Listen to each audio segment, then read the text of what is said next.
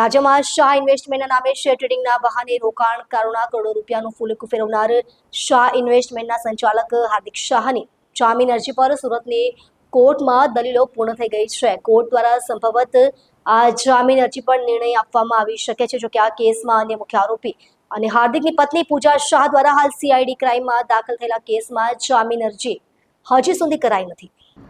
12% વળતરની લાલચ આપી કરોડોની છેતરપિંડી શાહ દંપતી પર આરોપ છે કે તેઓ સુરતના સિંગણપોર કોઝવે રોડ ઉપર સિલ્વર સ્ટોન આર્કેડમાં શાહ ઇન્વેસ્ટમેન્ટ નામની શેર ટ્રેડિંગ ઓફિસ ચલાવતા હતા. આ દંપતીએ રોકાણકારોને માત્ર 100 દિવસમાં 12 થી 15% જેટલા ઊંચા વળતરની લાલચ આપી હતી. ટૂંકા ગાળામાં વધુ રૂપિયાની નફાની લાલચમાં આવીને અનેક વેપારીઓ અને સામાન્ય લોકોએ હજારો લાખો રૂપિયાનું રોકાણ કર્યું હતું.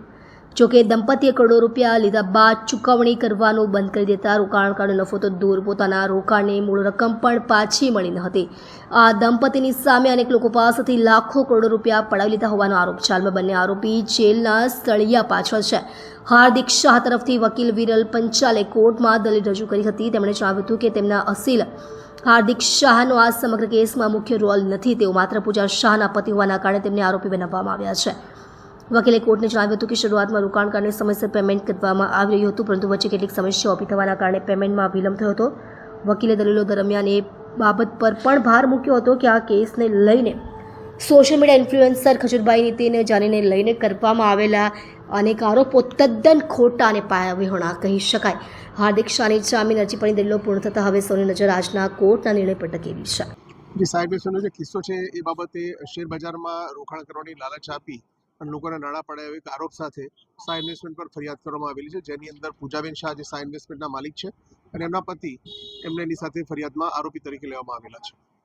અત્યારે કોર્ટમાં કઈ રીતની પ્રક્રિયા ચાલી રહી છે અને કઈ કીર્તિ પટેલનું પણ નિવેદન જી, જે કોર્ટની અંદર પ્રક્રિયા ચાલી રહી છે એની અંદર અત્યારે હાર્દિકભાઈ શાહ તરફથી અમે જામીન અરજી ફાઇલ કરેલી છે અને કીર્તિબેનનું જે સ્ટેટમેન્ટ આવ્યું છે મેં સાંભળ્યું છે અને એમની વાત સાચી છે કે લોકોના નાણાં મળી જવા જોઈએ. એની બાબતે પૂજાબેને પણ એવું જ કીધેલું છે કે લોકોના નાણાં હું 12 વિશે આપી દેવાની છું. તો એ બાબતે એમનો પ્રયત્ન સારો છે, પણ એમણે એક સ્ટેટમેન્ટ એ પણ આપેલું છે કે ખજૂરભાઈ ભાગીદાર છે, તેવી કોઈ બાબત મારા નજરમાં ધ્યાનમાં આવેલી નથી.